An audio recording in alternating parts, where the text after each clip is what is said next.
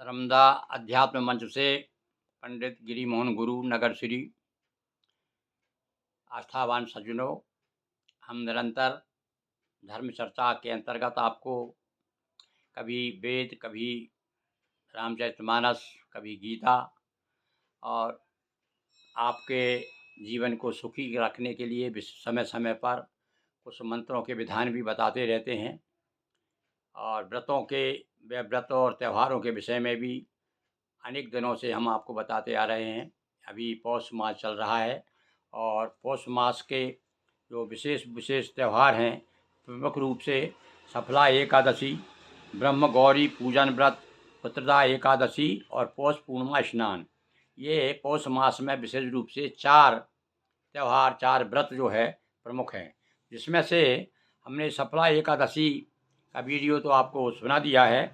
आज हम आपको बताते हैं। हमारे क्षेत्र में तो ये बहुत कम इस व्रत को मानते हैं, पर सारे देश में ये बड़ा प्रसिद्ध व्रत है, ब्रह्म गौरी पूजन व्रत। ये पौष मास में ये व्रत पौष मास शुक्ल पक्ष तृतीया को किया जाता है। अभी अमावस के बाद में जो तृतीया आएगी उस समय मनाया जाता है। इस तिथि को जगत जननी गौरी का स्वरूप 4 पूजन करना चाहिए, यानी भगवती पार्वती का पूजन किया जाता है। यह प्रमुखतया स्त्रियों का व्रत पर्व है। यह भी ऐसा व्रत में ये मेरे पास में बड़ी सुंदर एक कृति है, देखिए। इसमें ये व्रत के बारे में बताया है, वो मैं आपको बता रहा हूँ। तो यह गौरी पूजन के प्रभाव से पति पुत्र चिरजीवी होते हैं तथा परम धाम भी सुगम हो जाता है। यानी भगवती पार्वती का इस दिन पूजन करना चाहिए। विशेष रूप से षोडशोपचार से कर सकें और नहीं तो पंचोपचार से भगवती का एक पीले वस्त्र पर पार्वती जी का एक फोटो रख लें। स्नान ध्यान करके पवित्र होकर के अच्छे पीले वस्त्र पहन करके अथवा केसरिया वस्त्र पहन करके भगवती पार्वती का चित्र रखें।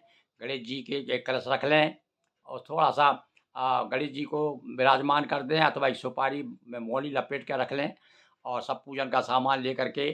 और आप उस दिन जो है, आज मैं इस ब्रह्म गौरी जो है व्रत के लिए संकल्प लेता हूँ, ऐसा कह करके छोड़ दे। देखिए, भगवती पार्वती की बेसिक कृपा होगी और उसके बाद में गणेश जी की संक्षिप्त पूजन कर दें। चंदन चावल फूल गंध अक्षत हाथ में लेकर के ओम गम गणपतिये नमः ऐसा कह करके गणेश जी पर छोड़ दें। कलश के लिए भी हाथ में चंदन चावल फूल सब लेकर के और कलश भगवान की जय ऐसा कहते उनके सामने छोड़ दो। ज़्यादा मंत्रों के बताने की जब आवश्यकता नहीं, विशेष रूप से हमको आज विशेष जो है पार्वती जी को प्रसन्न करना है। तो आप पर थोड़ा सा दीपक जला लीजिए। दीपक जला करके और भगवती पार्वती की जो है रामायण में जो है जय जय गज बदन खड़ानन माता वाला जो वंदना प्रकरण है पार्वती जी का, उसका आप पाठ कीजिए और उससे जो है भगवती को ओम पार्वती देव्यै नमः स्नानम समर्पयामि, स्नान करा दीजिए। वस्त्रम समर्पयामि, आभूषण श्रृंगार सामग्री हार कंकड़ केयूर कुंडल आदि भी आदि सब सामग्री जो आप उनके लिए रखें। ये माताओं के लिए बता रहा हूँ मैं आपको, क्योंकि विशेष रूप से ये माताओं को अपने पति और पुत्री की सौभाग्य के लिए, सुख समृद्धि के लिए, स्वास्थ्य के लिए भगवती पार्वती का ये ब्रह्म गौरी व्रत पौष मास के शुक्ल पक्ष की तृतीया को किया जाता है। तो यदि आपके पास में समय है और आप आस्थावान हैं, भगवती के प्रति आपका प्रेम है, तो आप इस दिन जो है ब्रह्म गौरी व्रत जरूर कीजिएगा। और बस थोड़ा सा संक्षिप्त जो घर में पूजन करते हैं उसी प्रकार से मैया जी की पूजन कीजिए और पूजन करके आरती कर दीजिए और बोलिए पार्वती मैया की जय। इस प्रकार से आपका ये ब्रह्म गौरी व्रत